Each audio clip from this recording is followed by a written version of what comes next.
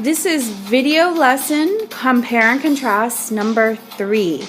You do need to do this lesson if you scored less than 5 on the compare and contrast quiz. We're going to start taking notes on analyzing comparisons and contrasts. So let's look at the first part. Two alike is to find ways in which things are alike. I'm sorry.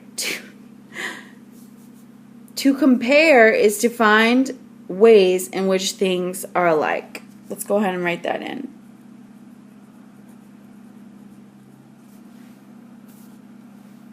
To contrast is to find ways in which things are different.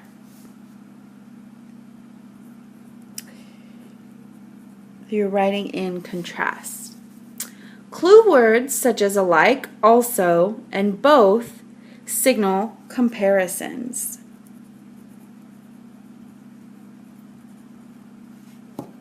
Clue words such as unlike, different, and however signal contrasts. Sometimes comparisons and contrasts appear without clue words.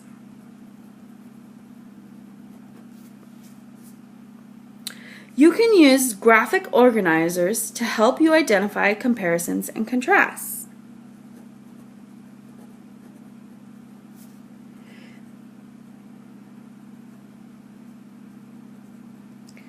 The easiest graphic organizer to use is the Venn diagram, which I can already see down here, so we're going to get to that in just a second.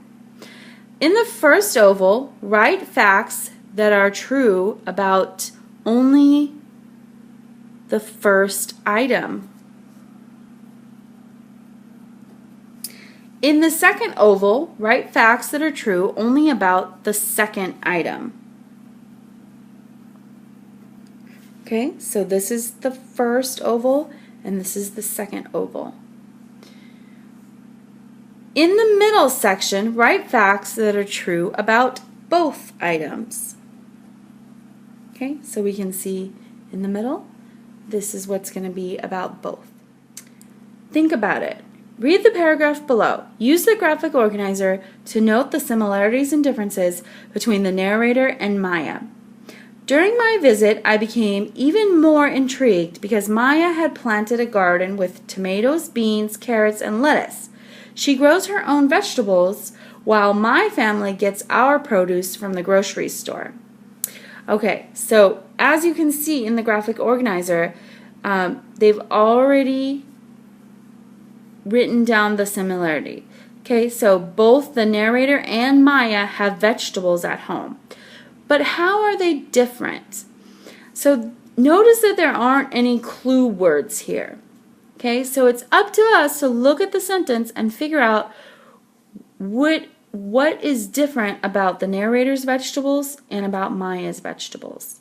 Okay, so I see right here it says Maya had planted a garden with tomatoes, beans, carrots, and lettuce. She grows her own vegetables while my family, that's the narrator, gets our produce from the grocery store. So the narrator gets vegetables from the grocery store. We're going to write that down. Gets vegetables from grocery store. Whereas Maya grows her own vegetables. So we can put that in under Maya. Grows her own vegetables. How I remembered how to spell vegetables was I always say vegetables so that I remember how to spell that word correctly. I used to have trouble with it when I was a kid. All right, let's look at use a strategy. Today's strategy is scan and skim. You can scan and skim a passage to find information. Before you read the passage, scan it. Read the title and study any pictures. Let's write in study. Any pictures or diagrams. This will give you an idea of what the passage is about. Then skim the passage looking for key words. And usually, if a word is important or a key term, it would be in bold. That's one of the structural features that we've learned.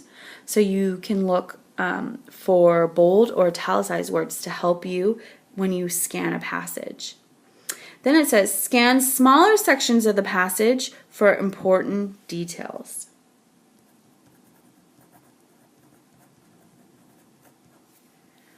Okay, once you have all of these notes, you're ready to turn the page and look at using what you learned.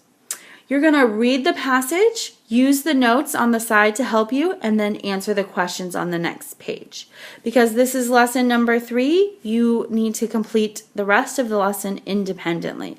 So you're going to read 2 terrific gardens, use the notes over here to help you before you read, and then you're going to use the passage to answer the questions on the back. When you finish this, you are ready to check it off on your progress tracker and move on to a new topic.